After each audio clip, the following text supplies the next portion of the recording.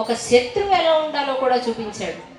ఎలా అంటే రాముడికి రావణాసురుడికి యుద్ధం జరుగుతూ ఉన్నప్పుడు ఒకరోజు, ఇంకా ఆ రోజు చివరకు వస్తూ ఉన్న సమయంలో రావణాసురుడి యొక్క శక్తి తగ్గిపోతోంది అన్న విషయం రాముడికి అర్థమయ్యి రావణాసురుడితో అన్నట్ట, రావణ ఈ రోజుకు వెళ్ళి విశ్రాంతి తీసుకో, నీ బలాన్నంతా కూడగట్టుకో, విశ్రాంతి తీసుకుని మళ్ళీ తిరిగి బలాన్ని పునరుద్ధరించుకుని మళ్ళీ తిరిగి శక్తివంతుడివై రా, అప్పుడు మళ్ళీ దెబ్బలాడుకుందాం, అప్పుడు మళ్ళీ యుద్ధం చేద్దాం. ఒక శక్తిహీనుడి మీద యుద్ధం చేసి గెలవడం నాకు ఇష్టం లేదు.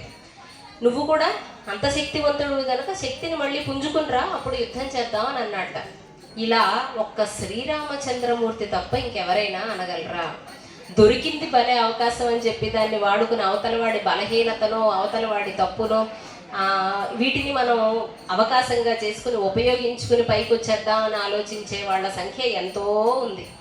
అలాంటిది తనంతట తానుగా, ముందు రావణాసురుడు అడగలేదు కూడా, తనంతట తానుగా నువ్వు వెళ్ళి శక్తి పుంజుకుని రా అని అన్నాడు. అలా ఒక శత్రువు కూడా ఎంత ధర్మబద్ధంగా ఉండాలి అనే విషయాన్ని రాముడు తన జీవితంలో ఆచరణలో పెట్టి చూపించాడు.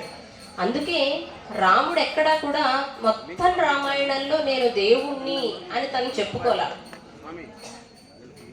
మరి రాముడు దేవుడు ఎప్పుడయ్యాడు అని అంటే, రాముడు దేవుడుగా చేయబడ్డాడు.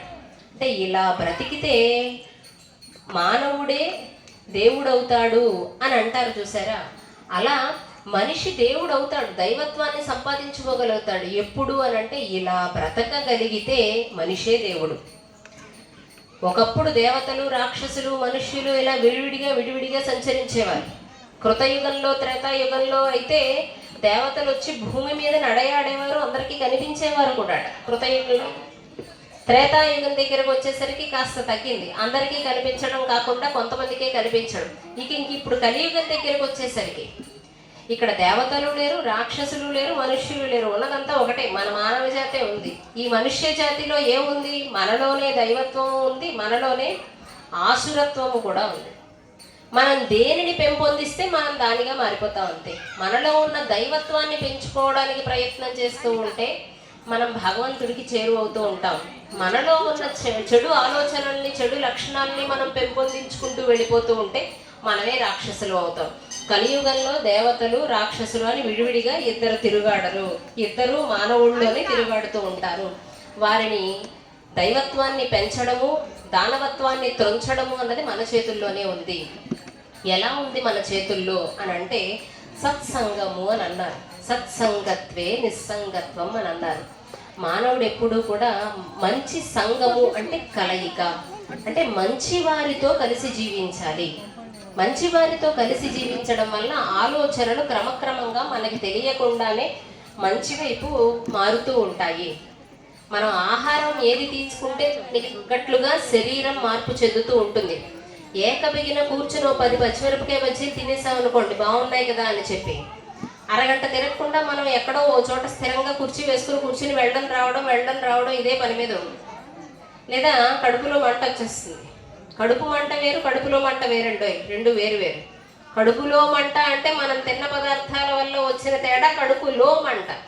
కడుపు మంట అంటే అవతల వాడు బాగుపడిపోతున్నాడే, వాడు అభివృద్ధి చెందేస్తున్నాడే, వాడికి అదొచ్చేసింది, వీడికి అదొచ్చేసింది అని చెప్పి మన అసూయ ఉంది చూసారా, దాన్ని కడుపు మంట అంటారు. కడుపులో మంటకి మందులు ఉంటాయి. కడుపులో మంటకి ఏ జెల్యూసెల్లు మనం టానిక్ తాగేస్తే సెట్ అవుతుంది, పర్వాలేదు. కానీ కడుపు మంటకి మందు ఏమీ లేదు.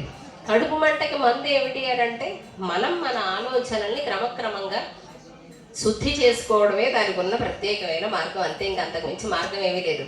మనం శరీరానికి ఆహారాన్ని ఇస్తే, ఏ ఆహారాన్ని ఇస్తే శరీరం అలా తయారవుతున్నట్లుగా మన మనస్సుకు ఏ ఆలోచనల్ని ఇస్తున్నామో, మన చెవుల ద్వారా ఏ మాటల్ని మన మెదడుకు పంపిస్తున్నామో, మన కళ్ళ ద్వారా ఏ దృశ్యాలని మన మెదడుకు పంపిస్తున్నామో, అదే మన మనస్సుకి ఇచ్చే ఆహారం.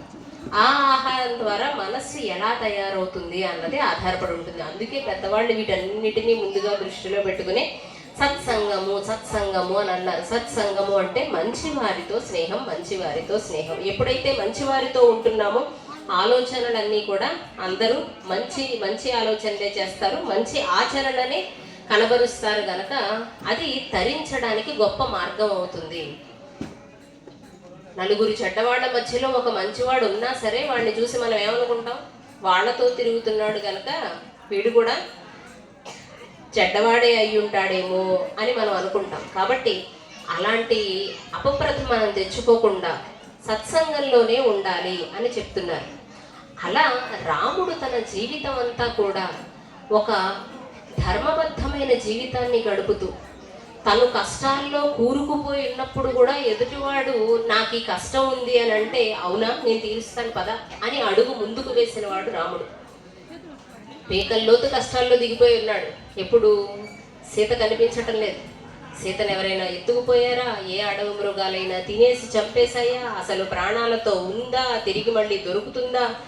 ఏమీ తెలియని స్థితిలో ఎక్కడికక్కడ సుగ్రీవుడు కనిపిస్తాడు. సుగ్రీవుడు కనిపించి నాకు పలానా బాధ ఉంది, పలానా ఇబ్బంది ఉంది, వాలి మా అన్నగారు అన్యాయంగా రాజ్యం తీసేసుకున్నారు, అన్యాయంగా నా భార్యను కూడా తీసేసుకున్నారు, నువ్వే ఎలాగైనా సరే నాకు న్యాయం చేయాలి అని అంటే నేనే నా భార్య కనిపించక ఏడుస్తున్నానయ్యా, నువ్వు ఒకడవేమిటి మళ్ళీ తయారయ్యో, వెళ్ళు పక్కకెళ్ళు, ఇంకో దారి చూసుకో అని మనమైతే అంటాం. నేనే ఏడవలేకపోతున్నాను, మధ్యలో నీ ఏడుపేమిటి అని అంటాం. కానీ రాముడు అలా అనలా. తన అంత కష్టంలో ఉండి కూడా, దిక్కుతోచని స్థితిలో ఉండి కూడా ఇంకొకరికి దిక్కు తానయ్యి ఆ కష్టం నుంచి బయటపడేస్తూ వచ్చాడు. అది రాముడి నుంచి మనం నేర్చుకోవాల్సింది. కష్టాలు ఎవరికి ఉండవు? అందరికీ కష్టాలు ఉంటాయి. కష్టం లేని వాళ్ళు ఎవరైనా ఉంటే చేతులు ఎత్తచ్చు ఒకసారి. సీత కష్టాలు సీతవి, పీత కష్టాలు పీతవి. పొద్దున్న లేస్తే పరీక్ష ఉంది, పొద్దున్న లేస్తే కాలేజీకి వెళ్ళాలి, ఎగ్జామ్ రాయాలి, సిలబస్ చూస్తే అంత ఉంది, బుక్ అంతా ప్రాబ్లమ్సే అన్నట్టుగా ఉంటుంది పరిస్థితి. మా కష్టాలు ఎవరికి తెలుస్తాయని అనుకుంటారు పాపం పిల్లలు. అలా కాదు. మొన్నటి వరకు కార్తీక మాసం జరిగింది, పొద్దున్నే లేచి బోళ్ళంతా శ్రమ పడిపోయి ఉన్నాము, ఇప్పుడైనా కాస్త మామూలుగా వెసులుబాటుగా ఉన్నాము అని అంటే లేదు, మళ్ళీ అకస్మాత్తుగా ఇంట్లో 10 మంది చుట్టాలు వచ్చి కూర్చున్నారు, ఓరి బాబోయ్ దేవుడా వీళ్ళందరికీ మళ్ళీ చేసి పెట్టేసరికి తల ప్రాణం తొక్కొస్తుందని ఆ కష్టపడేవాళ్ళు ఆ కష్టపడతారు. అసలు కష్టం లేని వాళ్ళు అంటే ఎంత చెట్టుకు అంత గాలి అని అన్నట్టుగా ఎవరి కష్టాలు వాళ్ళకు ఉంటాయి. ఆఖరికి పరిగెట్టే చిన్నపిల్లవాడిని అడిగినా కూడా వాడి కష్టం ఏదో వాడు చెప్పుకుంటాడు. ఏంటంటే ఆ రాయమంటారు, ఆ ఏమిటో ఇలా తిరుగుతుంది, ఇలా కిందకు వస్తుంది, నాకు కిందకు వచ్చింది అలా ఉండిపోకుండా మళ్ళీ ఇలా తిరుగుతుంది, ఇలా తిరిగింది మళ్ళీ ఉండకుండా ఇలా లోపలికి వస్తుంది, మళ్ళీ అడ్డంగా ఎందుకు తిరుగుతుంది నాకు అర్థం కావట్లేదు అంటాడు. అది వాడి బాధ వాడిది. ఎన్నిసార్లు రాసినా ఎటు నుంచి ఎడు తిప్పాలో తెలియట్లేదు అని అంటాం. ఆ కష్టం దాటేసిన తర్వాత మనందరికీ ఆ కష్టం చూసి నవ్వు వస్తుంది. ఆ రాయడానికి ఓ పిల్లవాడు ఏడుస్తూ ఉంటే, ఆ అనేదాన్ని ఒక పిల్లవాడు భయపడుతూ ఉంటేనో వాడిని చూస్తే మనకేమనిపిస్తుంది? జాలేం వేయదు పాపం. అయ్యయ్యో ఆ ఏంద్రా, ఆ చాలా చిన్నది, చాలా తేలికదా, ఇలా రాస్తే అయిపోయింది అని అంటాం. అది మనకి దాటి వచ్చేసాం కాబట్టి మనకు తేలిగ్గా కనిపిస్తుంది. కానీ దిద్దేవాడికి అనుభవించే సమయంలో ఇది కష్టంగానే ఉంటుంది. కాబట్టి ఎవరికి ఉంటే కష్టాలు వాళ్ళకు ఉంటాయి ఖచ్చితంగా. ఆ కష్టాలలో ఉంటూ కూడా ఎదుటివాడి కష్టాన్ని విని ఎదుటివాడి కష్టానికి తను చేయగలిగిన సహాయం చేయడమే రామతత్వము. అదే రాముడి నుంచి మనం నేర్చుకోవాల్సింది. రామాయణం అనే పేరుకి అర్థం ఏమిటి అంటే రామస్య అయనం రామాయణం. రాముని యొక్క అయనము అంటే ప్రయాణము అని అర్థం. మనకి కాలం కూడా ఉత్తరాయణము దక్షిణాయనము. మనం ప్రస్తుతం దక్షిణాయన కాలంలో ఉన్నాము. మకర సంక్రాంతి నుంచి ఉత్తరాయణ పుణ్యకాలంలోకి ప్రవేశిస్తాం. సంవత్సరాన్ని అయినాలుగా విభజిస్తారు. అయినములను తర్వాత మాసములుగా, మాసములను పక్షములుగా, పక్షములను వారములుగా, వారములను గంటలుగా, గంటలను నిమిషాలుగా, నిమిషాలను సెకండ్లుగా, ఇలా విభజించుకుంటూ వస్తాం. ఇలా రామస్య అయనము, అయనము అంటే ప్రయాణము అని అర్థం. రాముడు చేసిన ప్రయాణమే రామాయణం. మనము చేస్తామండి, పొద్దున్న ఇంటి దగ్గర నుంచి కాలేజీకి, కాలేజీ నుంచి ఇంటికి మనం చేసేది ప్రయాణమే. మరి మనం చేసే ప్రయాణం ఎందుకు గొప్పదవ్వటం లేదు? పొద్దున్న నేను ప్రయాణం చేసే వచ్చాను, అక్కడెక్కడి నుంచో ఇక్కడికి 2 గంటలు 3 గంటలు ప్రయాణం చేసి వచ్చాను.